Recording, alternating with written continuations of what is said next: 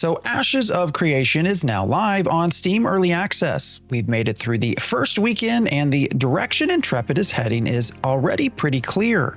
They just shipped a massive milestone patch, and now the next 4 to 8 weeks are about survival fixes, stability, crashes, playability, not adding new systems, not expanding features, but making what just launched actually work consistently under real player load. And that matters a lot because Steam is not forgiving. Right now, Ashes of Creation's Steam reviews are sitting at mixed, with roughly 47% positive at the time I'm recording this. That doesn't mean the game is doomed, but it does mean the next month or two will decide whether players stick around, refund, or move on entirely. So in this video, I want to look at what Intrepid is likely to work on over the next 4 to 8 weeks and the 3 levels of priority. First, what issues create true blocker, I can't play the game moments? Second, major or high priority issues, what technically lets you play but makes sessions exhausting enough that people uninstall after a few nights. And third, the quality of life and first-time experience problems that don't kill the game immediately but absolutely cap growth if they linger. If you're already playing, this should help explain why certain fixes feel urgent. And if you're watching as a potential buyer, my goal is simple. Give you an honest snapshot of where Ashes of Creation actually is 1 week into Steam Early Access, and what fixes matter most going forward. These are current issues affecting players in the game. Level 1. Critical issues that create can't play the game scenarios. If a game is going to survive on Steam Early Access, it has to eliminate anything that turns playtime into wasted time. Once players hit that wall, they don't just get frustrated, they leave reviews, refund, and move on. The biggest issue here is server stability. Rubber banding, stuttering, desyncs, and the constant feeling that the server is struggling under load. I saw this clearly on Lotharia. My ping was fine, but the experience was still laggy and rubber bandy, which tells you this isn't just individual connections, it's server performance under stress. Server stability also includes disconnects. The "I finally got in and now I'm kicked" loop is brutal, especially when it stacks with the queues. Even if queues are improving, a crash that sends you back to the login screen is often enough to make someone quit for the day. And on Steam, quitting for the day often turns into quitting for the week. Closely tied to this are server worker crashes.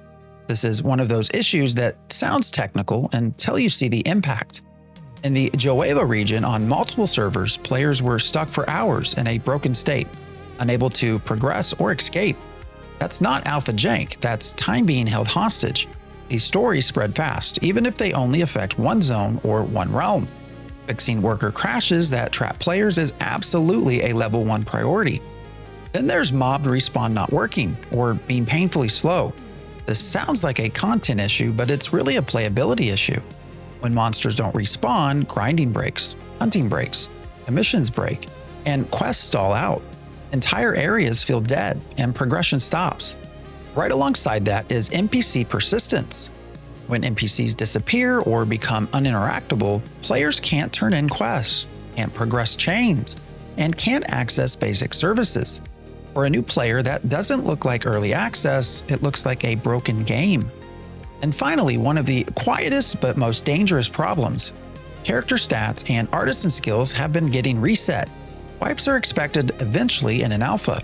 Random resets outside of known wipe windows aren't. That's trust damage, and trust damage kills retention faster than almost anything else. Character progression needs to be maintained. So when we ask what's the direction over the next 4 to 8 weeks, Level 1 answers that immediately. Stability first. Worker reliability, respawns, NPC persistence, protecting progression data. If those aren't solid, nothing else matters. You can already see this priority reflected in the most recent patches, which focused heavily on crash causes, instability, and targeted quest and spawn fixes. Level 2 can play, but the session is made much more difficult. This is the category where the game technically works, but the experience slowly wears players down, especially Steam newcomers. Gold seller spam is the most obvious example. This has been an issue since Alpha 2 Phase 2, and it's still here. Gold seller chat poisons first impressions. It makes the game feel unmoderated and cheap, and Steam players notice it immediately. Even if it doesn't break mechanics, it breaks immersion, and it shows up in reviews. Lighting is another one that sounds minor until you've experienced it. Flashbang white lights, extremely dark areas, and harsh contrasts don't just affect aesthetics, they affect comfort. If players are constantly adjusting settings or feeling eye strain, sessions get shorter. Settlement behavior also falls into this category. Player-driven world change is a core promise of Ashes of Creation. If nodes continue to behave inconsistently, that promise feels unreliable. The system doesn't need to be complete yet, but it does need to be dependable enough that players can see how it's supposed to work. That means no reset of settlement experience, and appropriate leveling with mayor elections and vassals. Then we get into two recent additions. Summoner issues are a big one. Summoner was a headline feature in this early access launch. Currently, summoning a vessel can cause significant lag and crashes for nearby players. That becomes a serious social problem.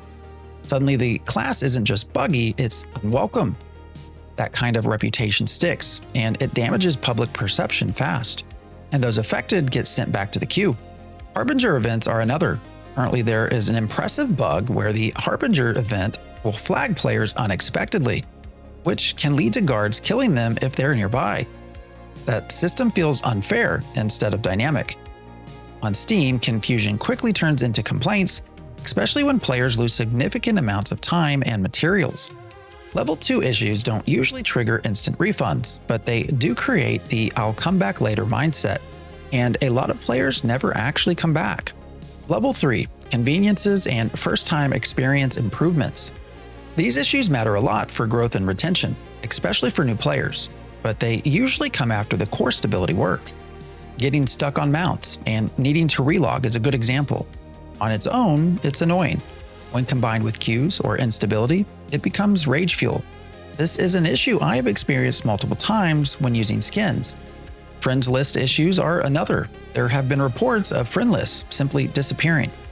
Anything that disrupts social connections, friends, groups, guilds, hurts MMO retention long term.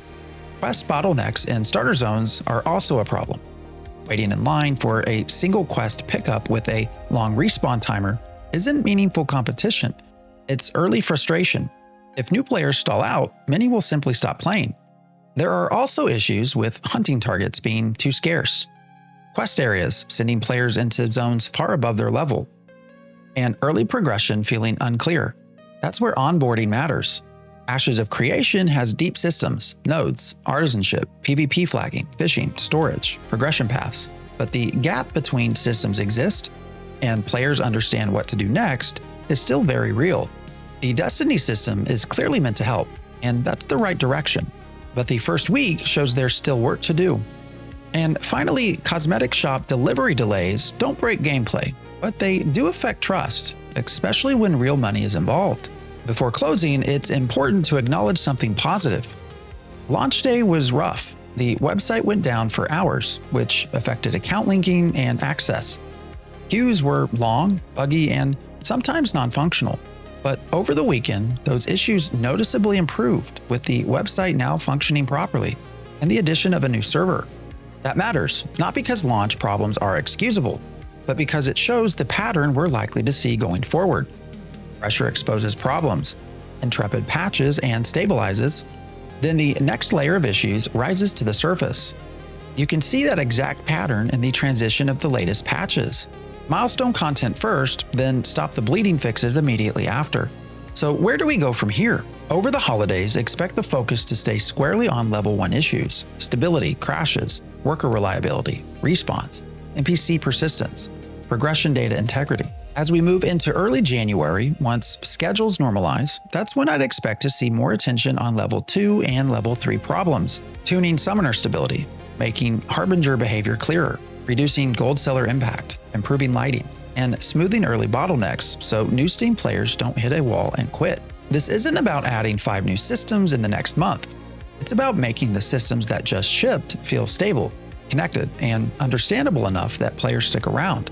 1 week into Steam Early Access, this is where Ashes of Creation stands. The game is playable, the game is visible, the studio is patching forward, but it's also still rough in ways that absolutely matter for Steam audiences. That's not bashing Intrepid, that's just being honest about what early access looks like under real load and real scrutiny. If you're playing right now, I want to hear from you. What's your personal level 1 issue?